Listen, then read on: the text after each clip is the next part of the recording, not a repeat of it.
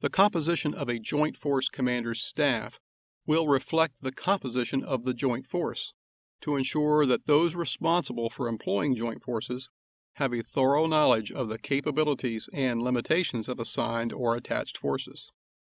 Positions on the staff should be divided so that service representation and influence generally reflect the service composition of the force.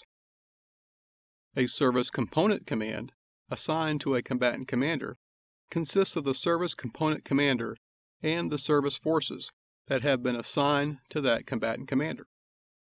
Forces assigned to combatant commanders are identified in the Forces for Unified Commands memorandum signed by the SecDef. All National Guard and Reserve forces, except those forces specifically exempted, are assigned by the SecDef to the combatant commands. However, those forces are available for operational missions only when mobilized for specific periods in accordance with the law, or when ordered to active duty and after being validated for employment by their parent service. Functional component commands may be established to perform particular operational missions.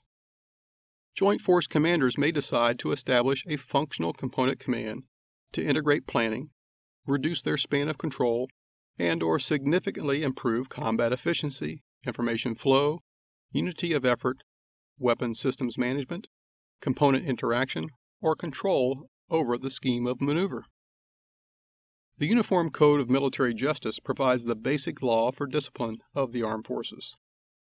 The Joint Force Commander is responsible for the discipline and administration of military personnel assigned to the joint organization. Each service component in a combatant command is responsible for the internal administration and discipline of that service's component forces, subject to service regulations and directives established by the combatant commander. In a joint force, however, the Joint Force Commander should publish rules and regulations that establish uniform policies applicable to all services personnel within the joint organization where appropriate.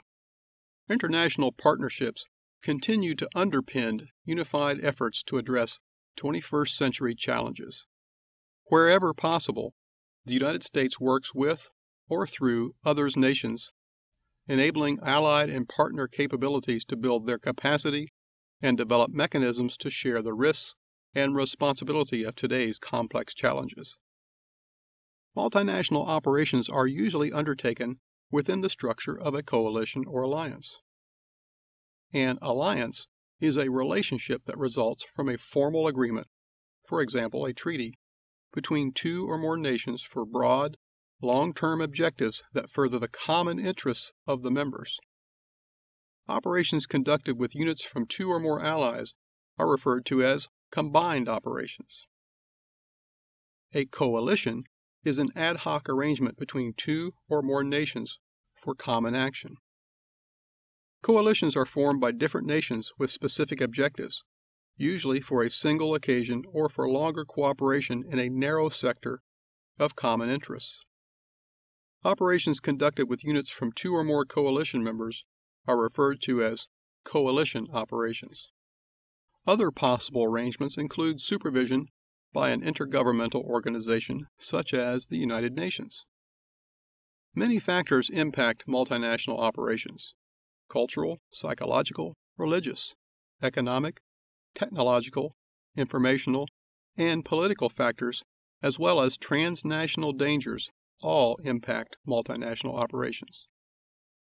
Much of the information and guidance provided for unified action and joint operations are applicable to multinational operations.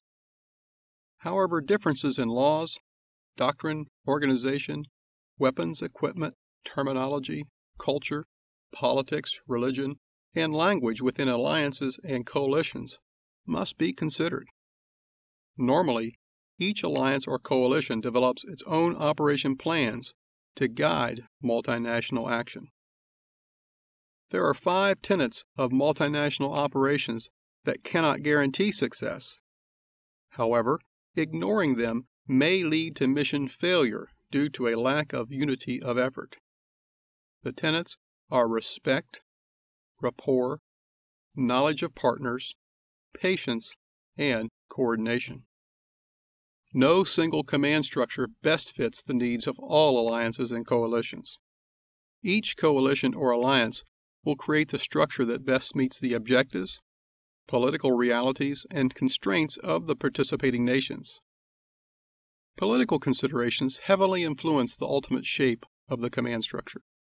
However, participating nations should strive to achieve unity of effort for the operation to the maximum extent possible, with missions, tasks, responsibilities, and authorities clearly defined and understood by all participants. The basic structures for multinational operations fall into one of three types: integrated, lead nation, or parallel command. Integrated commands have representative members from the member nations in the command headquarters.